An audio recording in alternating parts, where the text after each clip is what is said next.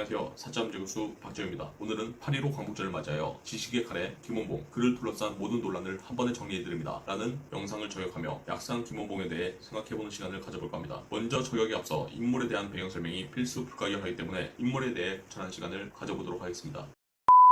먼저 서훈 논란에 대한 제 입장을 말씀드리면 저는 서훈에 대해 반대합니다. 굳이 따지자면 지금은 서훈을 논하기에 시기상조라는 생각입니다. 아직 우리 사회에 진영 대립이 첨예하고 남북에 대한 전쟁이 완전히 가시지 않은 상황에서 이 문제를 급히 단정짓고 해결해야 할 사안이 아니라는 게 제 생각입니다. 다만 보수 유튜버들 목소리를 들어보면 이구동성으로 김원봉의 지적에 대해 억지 폄하해서 말하는 경향이 있습니다. 서훈을 반대하는 취지는 일부 동의할 수 있으나 김원봉이 독립운동을 해서도 사회주의자니까 전범이다 라는 주장은 단순히 김원봉 인물에 대한 평가 절하 수준을 넘어 이는 임시 정부를 포함한 한반도 전체의 역사에 대한 부정을 말하고 오직 1948년 8월 15일 대한민국 정부 수립 이후의 역사만 우리 역사로 인식하려는 근시안적인 발상임을 깨달아야 합니다. 어떤 인물을 평가할 때 한 면만 보지 않고 다각도로 볼 줄 아는 해안이 있어야 합니다. 저는 이전부터 우리나라에서 근대사 인물 중에 가장 저평가되어 있다고 생각하는 사람을 꼽으라면 몽양 여훈영과 약상 김원봉이라고 말해왔습니다. 반공사상으로 사회주의가 금기시되어 있는 우리나라 특성상 이들의 지적에 대해서 제대로 평가될 분위기가 아니라는 거 이해합니다. 동일선상에서 많은 사람들이 경계하고 있는 종북 사상에 대해서 저 또한 엄격하게 다뤄야 한다고 생각합니다. 허나 우리가 생각하는 김일성의 주체 사상과 같은 종북과 김원봉의 사회주의의 결이 과연 같다고 볼 수 있을까요? 40-50년 전만 해도 김원봉에 대해 가르치지 않아 의외로 장년층, 노년층에 있어서 김원봉에 대해서 모르셨던 분도 꽤 계십니다. 요즘 굳이 사학을 전공하지 않아도 국정교과서에서도 김원봉에 대해서 배웁니다. 김원봉이라는 인물이 근현대사에서 다소 아니 매우 비중 있는 인물임을 알 수 있습니다. 2010년 이후에 들어서 미디어에서도 종종 등장했는데 영화 밀정에서 이병헌이 연기한 정채산, 그리고 영화 암살에서 조승우가 연기했던 인물이 바로 김원봉입니다. 그래도 어쨌든 나왔다 하면 의회 단장이라 그런지 보수가 어마어마하죠. 김원봉 하면 폭력, 암살, 테러, 처단 등을 떠올릴 수 있는데 영화 밀정과 암살, 제목에서도 알 수 있듯이 일제 탄압을 저지하고자 했던 의열단 항일운동은 어떠한 방법보다 강력하고 위협적이지만 그만큼 개인의 위험 부담과 희생이 큰 저항활동입니다. 이 단체의 우두머리가 김원봉이고 그만큼 한일투쟁에서 때려야 뗄 수 없는 인물이 김원봉입니다. 1910년 8월 29일 한일평화조약으로 대한제국의 통치권을 일본에 양려함으로써 한반도에 있는 모든 영토와 주권들을 일본에 빼앗겨버리죠. 일본의 통찰에 대다수 사람들은 동화되어 살아가는 양상이고 일부는 일제에 동조하고 일부는 저항을 꾀합니다. 이 저항에 대한 입장이 사람마다 상이한데 개중 대표적인 분류가 실력 양성론, 무장투쟁론, 자치론, 독립외교론 정도입니다. 우파 유튜버들 스피커에선 우상적인 인물이 이승만이라서 그런지 이구동성으로 외교론을 가장 현실적이라고 숭상하는 경향이 있습니다. 약상 김원봉은 100번의 말보다 한 번의 행동이 위력있듯 저항이 있어서도 100번 말로 떠드는 것보다 한 번 행동으로 보여줄 때 적에게 큰 위협으로 작용한다고 생각했습니다. 이러한 약산의 의지와 언행일치를 높게 산 단재 신치호 선생이 의열단의 운동량과 방략을 이론화하여 선언서를 작성하였는데 그게 바로 조선혁명 선언입니다. 선언서에 대해 간략하게 설명하자면 조선 총독부를 포함한 외적의 주요 기관 5가지를 파괴 대상으로 규정하고 총독을 비롯한 매국노, 친일파, 반민족 분자 등 7가지를 암살 대상으로 규정합니다.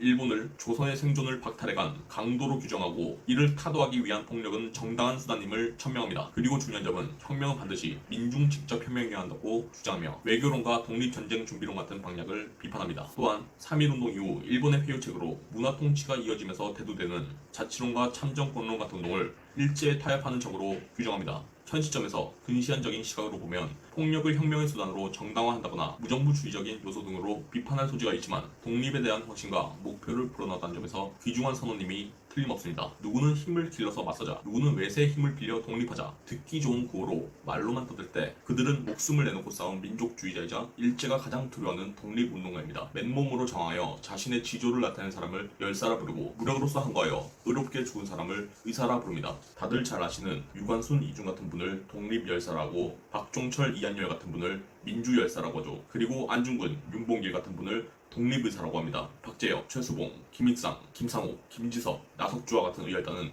몸소 항거하여 의롭게 돌아가신 의사들입니다. 이런 독립의사들이 없었다면 일제에 무참히 짓밟히는 상황 속에서 과연 우리가 일제 저항하고 독립운동했다고 떳떳하게 말할 수 있을까요? 일본의 입장에서도 얌전히 힘을 길어서 독립하겠다는 사람보다 남의 힘을 빌려서 독립하겠다는 사람보다 자신이 직접 공격한 사람이 두렵지 않겠어요? 지금 제가 말하는 근거가 현상금에서 나타납니다. 독립운동가 현상금 1위가 김원봉, 현재 가치로 약 320억, 김구가 약 200억이죠. 이는 빈라덴이 나오기 전 세계 최고의 현상금입니다. 일본에 있어 이들이 얼마나 위협적이고 고통스러운 존재인지 현상금이 이를 객관적 지표로서 보여주는 게 아닌가 싶습니다. 김구와 김원봉에 대해 평가절하는 우파 목소리가 많습니다. 평가야 사람들마다 각기 다를 수 있다고 생각합니다.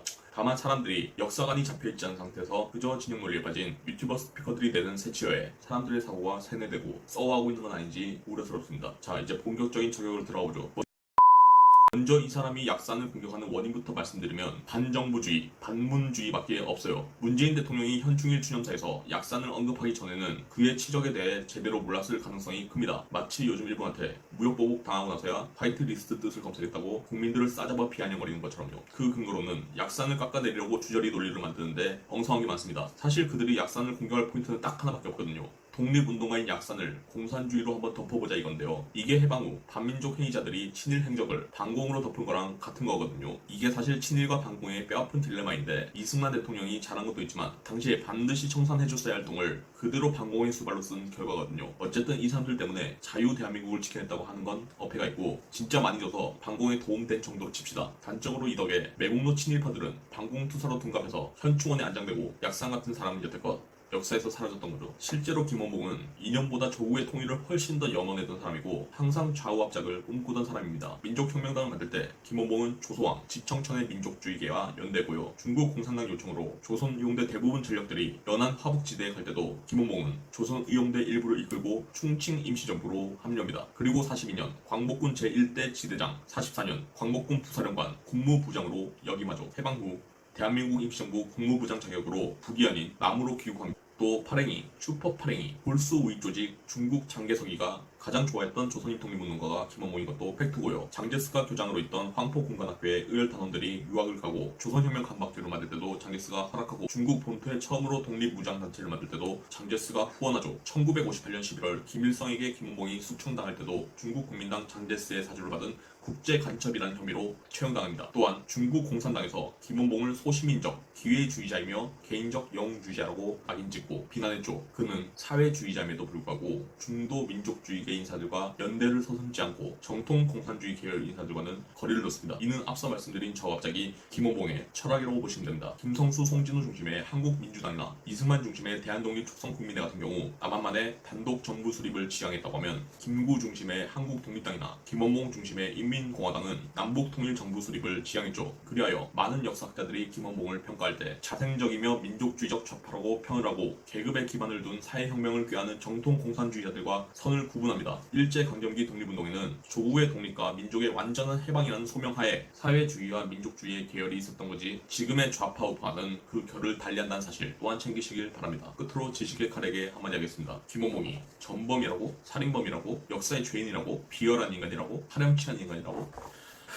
눈 감고 양심의 손을 얹고 생각해보시죠. 사방에 총칼 든 일본군 속에서 목숨 걸고 조국을 위해 살신성인한 영웅께 자신의 새치혀가 감히 그럴 자격이 되는지를.